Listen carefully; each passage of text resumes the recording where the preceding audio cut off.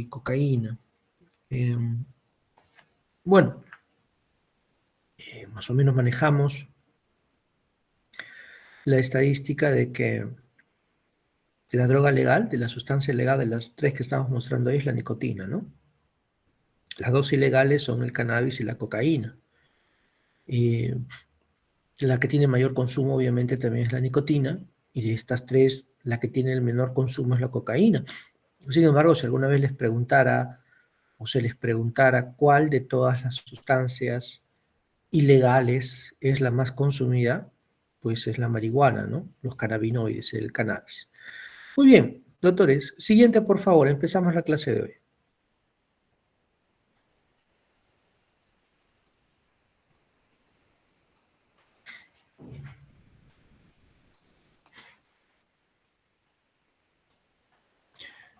No veo que se mueva la diapositiva.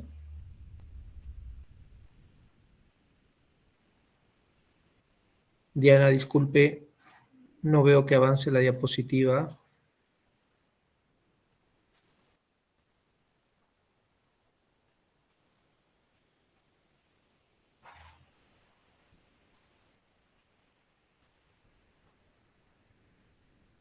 Sí, ahora sí se está bien. Ya, ahora sí lo veo acá. Bien, eh, según la ONU, esto es, en el 2010 aproximadamente 230 millones de personas consumieron alguna droga ilegal en el año previo, es decir, el año 2010. Esto representaba pues el 5% de la población mundial, ¿no? Como podemos ver acá, cannabis sativa, cocaína, sedantes hipnóticos, heroína, analgésicos, inhalables y estimulantes de diseño, ¿no? Más o menos vemos que el número total de personas pues, que consumen estas sustancias pues, llega a 230 millones de personas. Muy bien. Siguiente, por favor.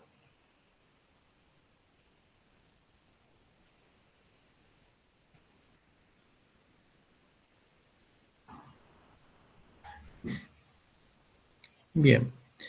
Acá podemos ver, es un gráfico, ¿no? Prevalencia de vida de lo que corresponde a drogas legales.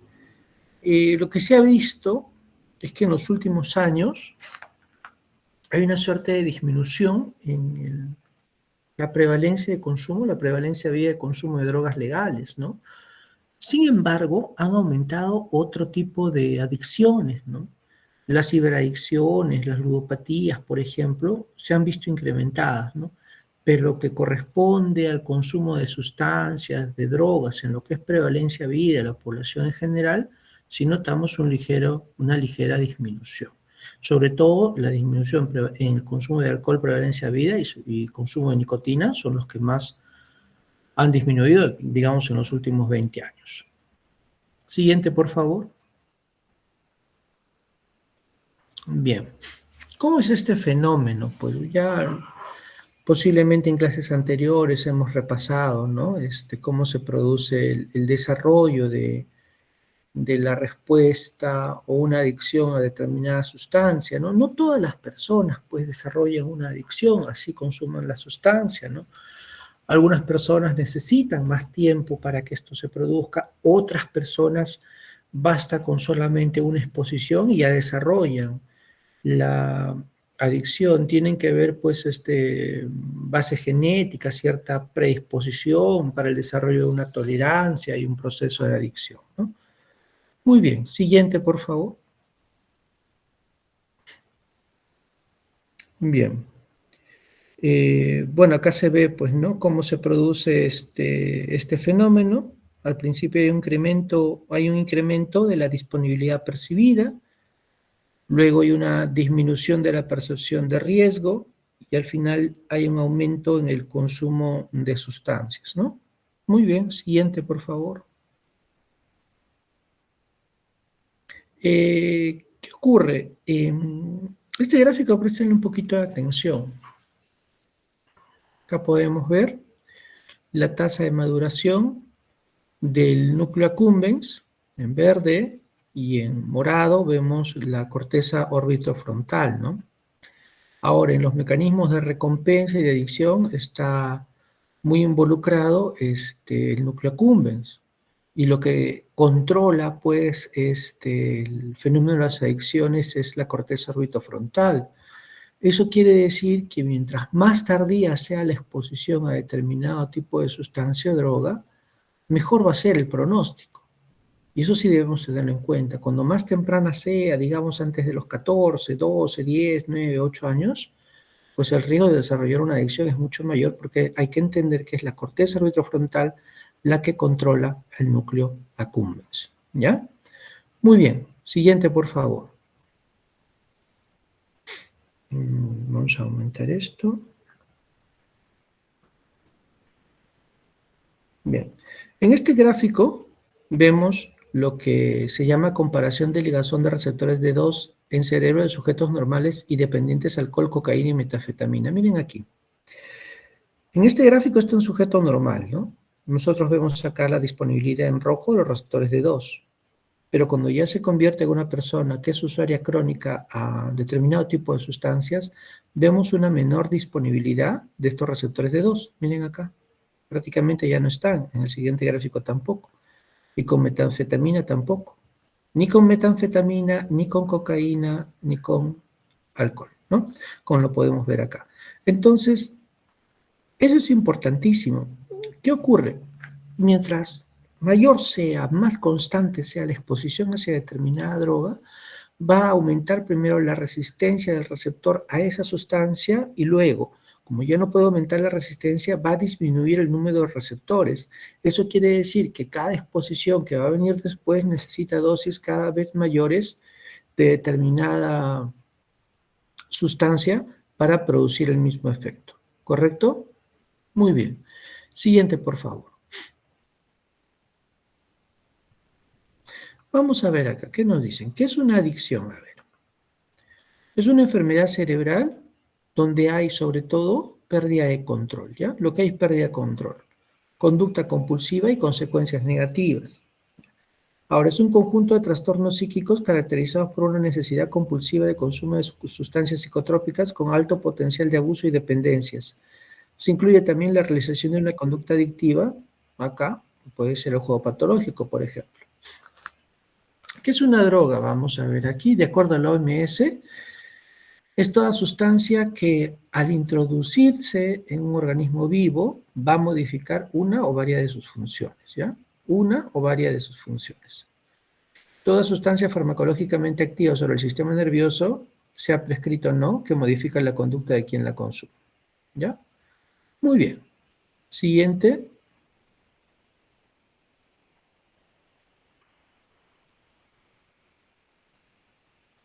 Vamos a ver acá. Bueno, acá vemos que existen drogas depresoras como el alcohol, los opiáceos y los inhalantes. Hay drogas estimulantes como la cocaína, el tabaco, anfetaminas. Y hay drogas alucinógenas como el cannabis, la mescalina, los hongos y el ácido lisérgico, ¿no? Muy bien, siguiente, por favor. Vamos a ver los conceptos generales. En primer lugar, ¿qué es abuso? Vamos a ver qué es abuso, ¿ya? La autoadministración de manera no aprobada culturalmente de cualquier droga que produzca consecuencias adversas. Eso es, ¿ya? Autoadministración no aprobada culturalmente. Por ejemplo, si estoy en una fiesta patronal, pues es costumbre cultural consumir alcohol, de repente está en gran cantidad, entonces ahí no podríamos considerarlo eso un abuso, ¿no? La OMS lo define como uso no aprobado, uso peligroso, uso dañino y uso que provoca una disfunción. ¿Sí? Muy bien. Siguiente, por favor. Dependencia. ¿Qué cosa sería una dependencia? Es el conjunto de manifestaciones fisiológicas, comportamentales y cognitivas en las cuales el consumo de una sustancia o de un tipo de ellas adquiere la máxima prioridad para el individuo. El consumo de una sustancia con el fin de evitar el síndrome de abstinencia. Y clásicamente se ha primado la existencia de un síndrome de abstinencia y tolerancia, la no existencia de alguno de ellos o de los dos no excluye necesariamente la existencia de un cuadro de dependencia. ¿Ya? Muy bien, siguiente. Y este fenómeno acá, tolerancia, siempre hay que tenerlo en cuenta, ¿no? Tolerancia, ¿qué es? El uso prolongado de una droga, principalmente si es continuo o casi continuo, suele llevar a la tolerancia, esto es, a la desaparición de los efectos agudos de la droga ante una misma dosis, o lo que es lo mismo, a la necesidad de aumentar las dosis para conseguir los mismos efectos. El síndrome de abstinencia o privación es un fenómeno agudo que surge ante la interrupción brusca del consumo regular de una sustancia que provoca tolerancia, y cada sustancia provoca un síndrome con características clínicas particulares. Muy bien, siguiente. La intoxicación, ¿qué cosa es? Es un estado transitorio, recuerden, transitorio, consecutivo al consumo de una droga, y la sobredosis es el consumo de una cantidad de droga superior a la que tolera el organismo. ¿Ya? Muy bien, siguiente, por favor. Vamos a empezar a hablar, ahora sí, ya del primero de ellos, que es nicotina, ¿no? Nicotina. Generalidades de la nicotina, ¿no? Primero, cuando hablamos de nicotina vamos a hablar de tabaco, cigarros, no vamos a hablar de eso. La nicotina es la sustancia adictiva del tabaco, que tenlo en cuenta. Existen 4.000 sustancias químicas en el tabaco, 2.500 provienen de tabaco puro. Los efectos más dañinos vienen de la nicotina, no tanto, sino de la combustión del tabaco, pues estás inhalando humo. Y la combustión del tabaco produce dos tipos de humo. Humo producido directo al momento de aspiración y humo lateral durante y aspirado. Siguiente. La mayor parte de los fumadores sube hasta 20 o más a los 25 años. ¿Qué quiere decir? Fuman 20 cigarrillos, a veces. Entre el 50 y 80% de fumadores llegan a ser dependientes a la nicotina. Más del 50% de fumadores desea dejar de fumar, pero solo el 5% puede hacerlo, ¿no? Y aquellos que fuman varios cigarrillos por día progresan dependencia entre un 30 y algunos estudios reportan hasta el 90%, ¿no? Es difícil dejar el tabaco, ¿no? Hay personas, por ejemplo, que tienen periodos de abstinencia muy largos, ¿no? Y de ahí, bueno, pues empiezan a consumir nicotina, en forma de tabaco, otros lo vapean, por ejemplo, ¿no? Sigue teniendo un efecto nocivo, pues vamos a verlo. Siguiente, por favor. 75% de los fumadores fuman más de 10 cigarrillos al día, ¿sí? 25% de los fumadores fuman menos de 10 cigarrillos al día y el 12% no fuman diariamente. Bien, vamos a ver. Siguiente, por favor. 35 a 46% de personas con trastornos de ansiedad fuman. Qué importante saberlo, ¿no? 50 a 70% con trastornos depresivos fuman. 47% de los fumadores actuales tienen trastornos adictivos. Y el 70 a 90% con trastornos psicóticos fuman. El 49% con trastornos adictivos fuman. Siguiente. Bien, farmacocinética, ¿no? Un cigarrillo tiene aproximadamente 6 a 8 miligramos de nicotina. Su absorción, distribución y metabolismo hay que ver que por vía pulmonar es muy rápido. Llega al sistema nervioso central en 8 a 15 segundos nada más. 80-90% de la droga es metabolizada en hígado, pulmón y riñones. Tiene una vida media de 2 horas y sus metabolitos inactivos, la cotinina y nornicotina. Muy bien, siguiente. Bueno, esto ya es lo que les he comentado, ¿no? El córtex prefrontal, que es el que ejerce efecto inhibitorio o control o modulación de lo que viene a ser el núcleo accumbens. Siguiente, por favor.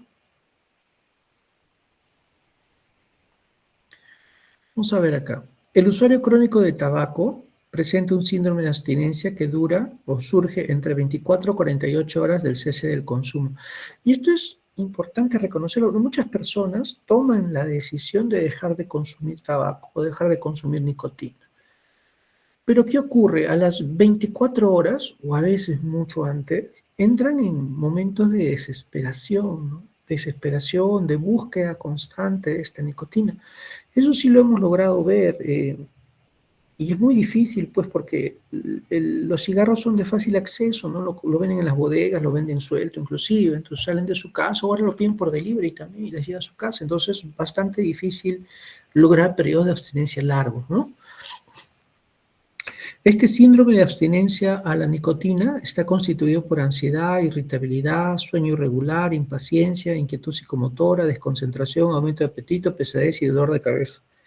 Y por lo general, este síndrome disminuye en unas 2 semanas, pero el aumento de apetito y la desconcentración suele mantenerse por mucho tiempo. Siguiente, por favor. ¿Qué fármacos se recomiendan para tratar, pues, la adicción a la nicotina? Tenemos los de primera línea. Las drogas de primera línea son las terapias de reemplazo, ¿no? Los parches de nicotina, chicles de nicotina, spray nasales. Dentro de los antidepresivos que tenemos, se podría preguntar alguna vez en un examen, ¿no? Dentro de los antidepresivos que tenemos y conocemos, ¿cuál nos podría ayudar en reducir el consumo de nicotina? Acá tenemos al bupropión, ¿no? Al bupropión, nos puede ayudar a reducir el consumo de nicotina. Luego la vareniciclina y la combinación de estos, ¿sí? Drogas de segunda línea, la nortriptilina, y drogas no recomendadas son el citalopram, sertralina, por ejemplo, clonazepam, esas cosas no están siendo recomendadas, ¿ya? Muy bien, siguiente, por favor. ¿Cuál es el mecanismo de acción de estos fármacos, ¿no? Para el control de esto. Reducir la severidad de síntomas de abstinencia, reducir las ansias de fumar, disminuye la ganancia de peso ante un 50%, reduce las recaídas. Siguiente. La terapia de reemplazo, perdón. Hay que tener en cuenta lo siguiente siempre, antes de tratar cualquier adicción, ¿no? Siempre es importante reconocer qué más hay. Estamos viendo que más del 50% de personas que tienen adicción tienen algún otro problema de salud mental.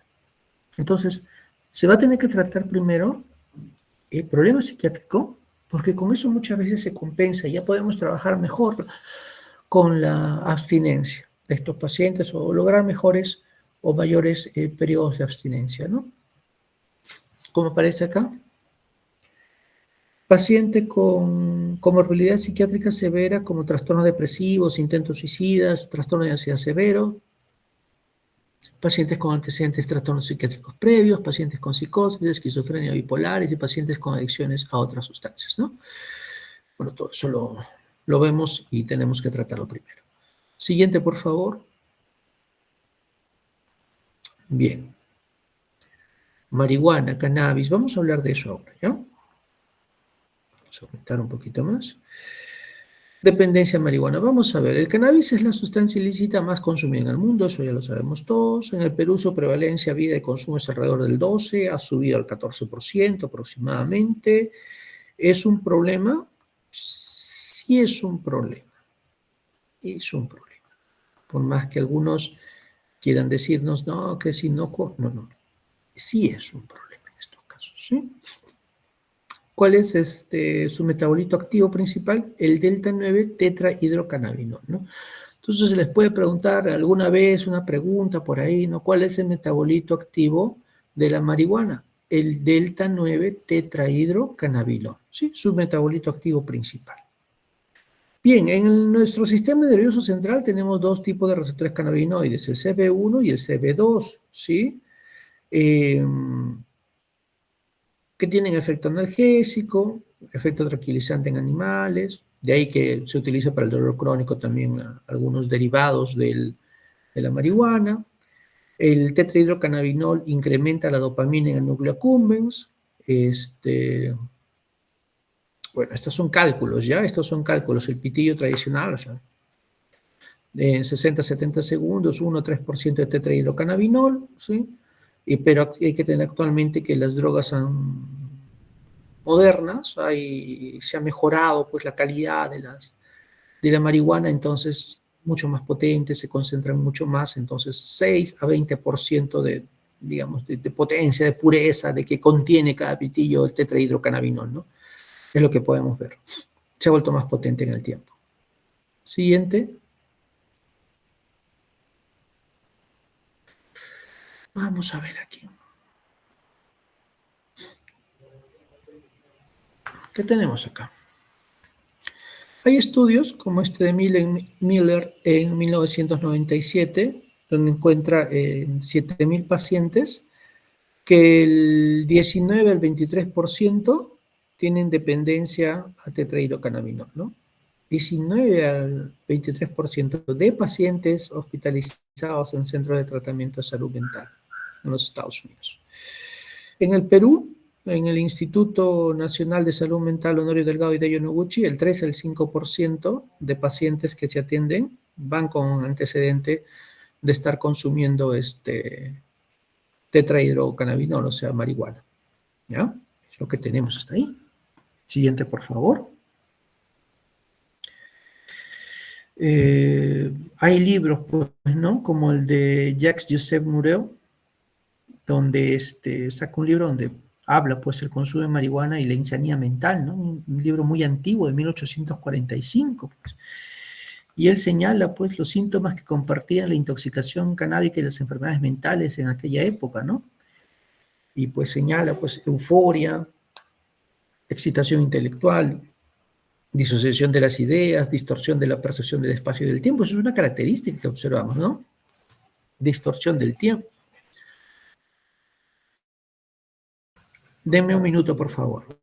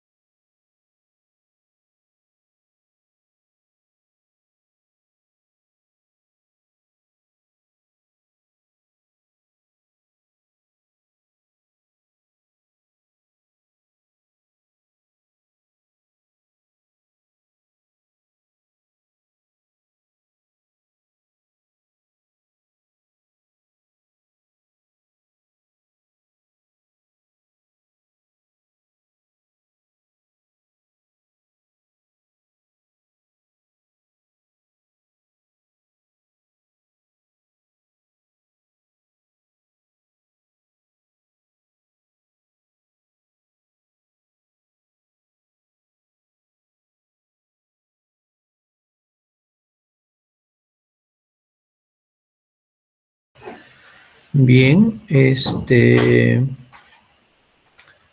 como le señalaba, ¿no? Lo que corresponde a la distorsión de la percepción de tiempo es algo muy característico en el consumo de marihuana, ¿no? Como que el tiempo dura más, como que el tiempo dura más, ¿no?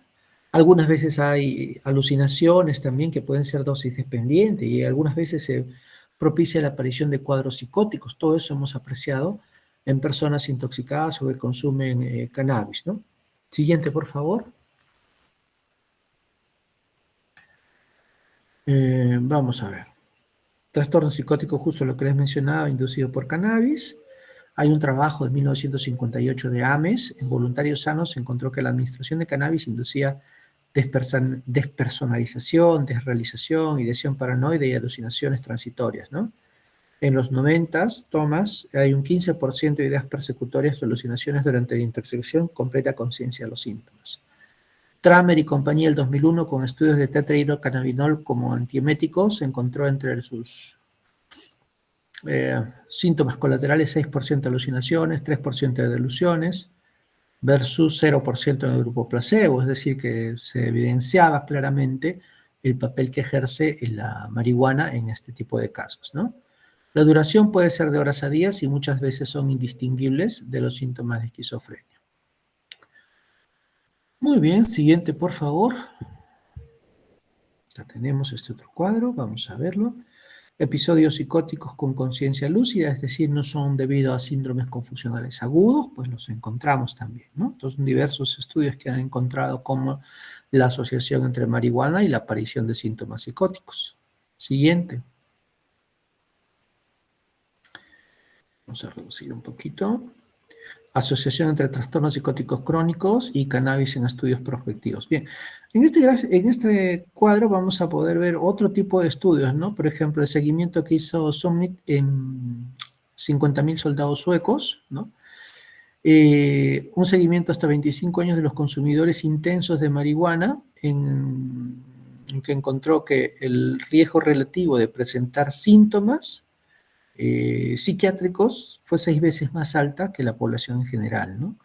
Hay una cohorte de Dunedin, ese lugar en Nueva Zelanda donde se hacen estudios pues, de cohortes en toda la vida, en realidad, las personas. Encuentra que de 1.037 nacidos hasta los 25 años, con tasa de retención del 96%, los que consumen marihuana tienen un odds ratio, o sea, el riesgo relativo, el riesgo se incrementa en 4 veces de desarrollar un trastorno esquizofreniforme cuando consumes marihuana versus aquellos que no la consumen, ¿no? Y así vamos a ver en el resto de estudios que señalan acá, vamos a encontrar una relación que aumenta el riesgo de desarrollar síntomas de un trastorno esquizofreniforme cuando hay el antecedente de consumo de marihuana. ¿Ya? Eso sí está demostrado, eso sí lo vemos también acá en Perú. Y entonces, pues la recomendación es tratar de reducir o evitar el consumo de cannabis, ¿no? O sea, al menos buscar una exposición más tardía, ¿no? No evitar la exposición temprana a los cannabinoides, en realidad una exposición temprana a la marihuana, mejor dicho. ¿Ya? Siguiente, por favor. Bien. Vamos a pasar ahora a hablar de cocaína, ¿no? En este gráfico vamos a poner acá, me señalan y me hablan acerca de las consecuencias físicas de, del uso de la cocaína, ¿no? Consecuencias físicas del uso de la cocaína. Y vamos a encontrar las siguientes generalidades, ¿ya? Independientemente sea inhalado, fumado, endovenosa, pues va a producir lo siguiente. En el sistema respiratorio, bronquitis crónica. Sistema respiratorio, bronquitis crónica. En los órganos de los sentidos, úlceras y hemorragias en mucosa nasal, perforación de tabique, dilatación de pupila y sensibilidad a la luz. En el sistema digestivo, incremento de infecciones, falta de apetito, baja de peso, caída de dientes, necesidad de defecar incrementada. En el sistema nervioso, estimulación mental y física, euforia, bienestar transitorio y sensación de capacidades sobredimensionadas ante consumo crónico, irritabilidad, descontrol, descontrol ante frustraciones mínimas, ¿no? Al sistema cardiovascular pues va a haber palpitaciones, incremento de tensión arterial, sobre todo, ¿no? En dosis elevadas hay efectos vasoespásticos, elevación de la presión arterial, cefalea intensa, incluso pueden haber accidentes cerebrovasculares. En el sistema sexual y genitourinario, en los primeros estadios hay una estimulación sexual asociada al consumo, posteriormente hay una disminución del líbido e impotencia, ¿no? Y en el sistema muscular encontramos contracción de los músculos y fuertes dolores en el pecho, la presión precordial que encontramos en los pacientes que son consumidores de cocaína. Siguiente. Vamos a ver. La abstinencia a la cocaína. ¿Cuáles son sus síntomas? A ver. La sintomatología de la abstinencia a cocaína se puede describir en 3 etapas. En la primera, parece una resaca intensa que dura unos 4 días, con hundimiento psíquico y fisiológico, caracterizado por una gran fatiga y por la necesidad de dormir, ¿sí? La segunda etapa se caracteriza por un gran deseo de consumir la droga, acompañado de una anedonia o despersonalización respecto a las situaciones placenteras que duran entre 2 a 12 semanas. Y en una tercera etapa hay crisis depresivas y de ansiedad con deseo de cocaína. El trastorno depresivo es característico de la abstinencia a la cocaína. Muy bien, siguiente. A ver, crisis de ansiedad también hay. Eso es frecuente, ¿no? Con el consumo de cocaína, dejas de consumir, aparece ese estado de angustia, ¿no? Que dicen los consumidores de cocaína cuando refieren sentirse angustiados, ¿no? Mucha ansiedad. Hay una crisis de ansiedad y puede haber también una reacción psicótica, que son reacciones adversas frecuentes, y los pacientes necesitan atención médica que te va a tratarse con ansiolíticos, ¿no? Una intoxicación de cocaína, por ejemplo, un paciente que está con agitación psicomotriz, y esto es importante tenerlo en cuenta, ¿no? Una agitación psicomotriz producida por un consumo de cocaína no la vamos a tratar con antipsicóticos, lo vamos a tratar con benzodiazepina. Voy a utilizar de repente diazepam endovenoso para tratar eso, ¿ya? Recuerden, un tratamiento de una agitación psicomotriz producto del consumo de cocaína, tenemos que tratarlas con benzodiazepinas, ¿no? ¿Y qué más tenemos acá? Los síntomas de agitación, pánico y delirio se deben al exceso de neurotransmisores en los espacios sinápticos del sistema nervioso central. Muy bien, siguiente.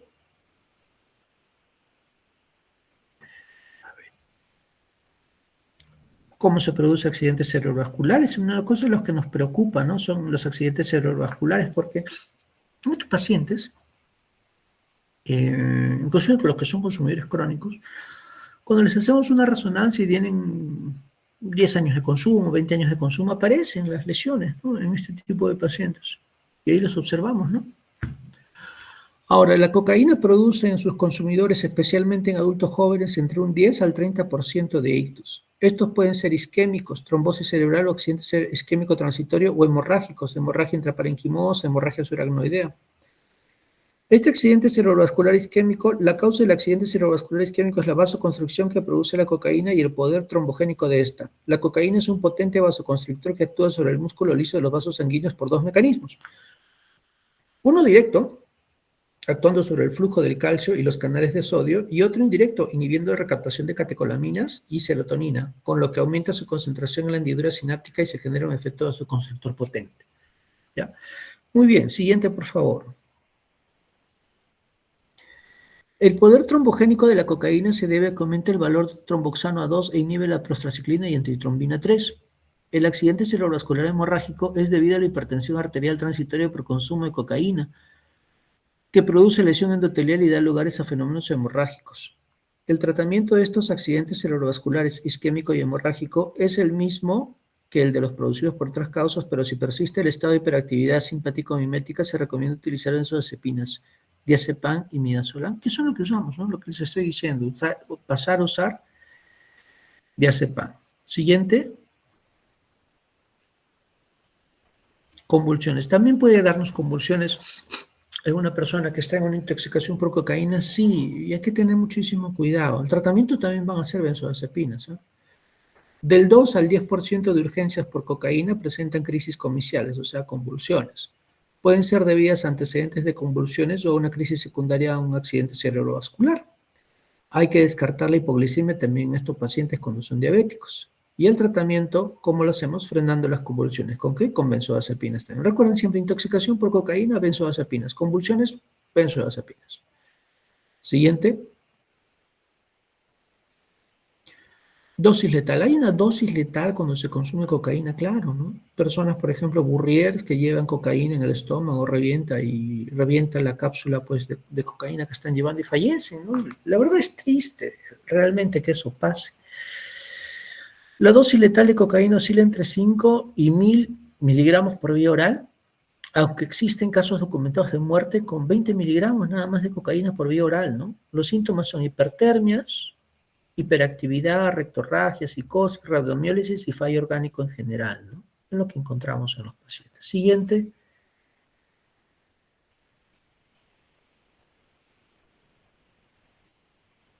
Esa es la última diapositiva, doctor. Muy bien. Doctores, preguntas, por favor.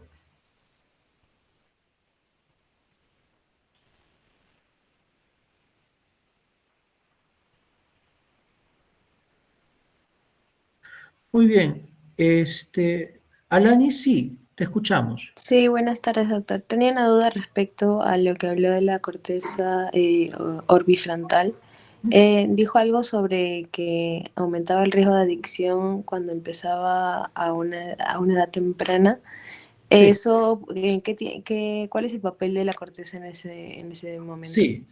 A ver, el núcleo accumbens suele madurar 4 a 6 años antes que la corteza retrofrontal, ¿sí? Entonces, como madura antes, los mecanismos de recompensa están activos antes que se produzca el factor de inhibición a este, que tiene la corteza retrofrontal. Entonces, como tarda un poco más en madurar esta corteza retrofrontal, la recomendación que hacemos es que tanto las exposiciones a juegos, ciberadicciones. Incluso ahora algunos hablan de las pantallas, ¿no?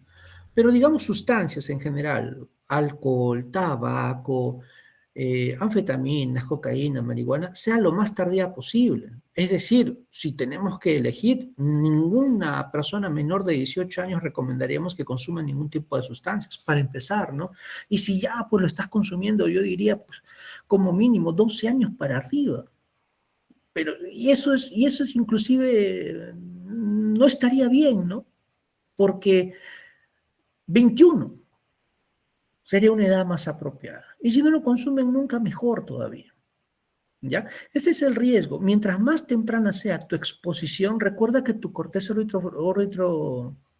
frontal sigue siendo inmadura. Mientras menos edad tengas. Mientras más edad tengas, pues es mejor, ¿no? Tú consumiste marihuana recién a partir de los 35 años. Posibilidad de que hagas dependencia, pues baja. Tú consumiste nicotina a partir de los 40. Posibilidad de que hagas dependencia va a ser menor que si empezaste a consumirla a los 12 años. O a los 8 años.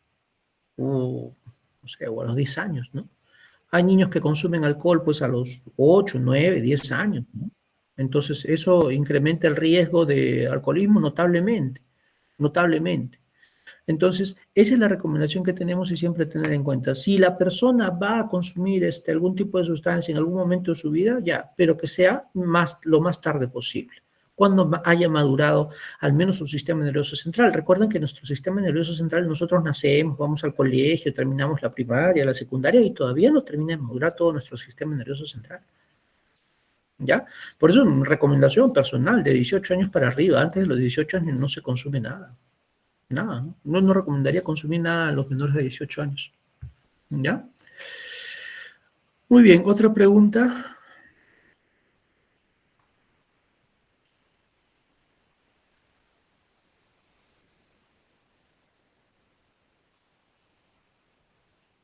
Activo de la marihuana. Recuerden el tratamiento de las crisis de agitación psicomotriz en la intoxicación por cocaína. Recuerden también los síntomas cardiovasculares que produce la intoxicación por cocaína. Recuerden también el riesgo de producir alucinaciones o cuadros psicóticos de la marihuana. Y recuerden cuáles serían los medicamentos que disponemos en realidad para el tratamiento de la adicción a la nicotina, ¿no? Que eso es lo más importante, los conocimientos en general que debemos de tener, ¿ya? Doctores, muy bien. Si no hay más preguntas, ha sido un gusto conversar con ustedes, de desarrollar la clase de hoy y nos estamos viendo en una próxima oportunidad, ¿ya? Muchas gracias. Hasta luego.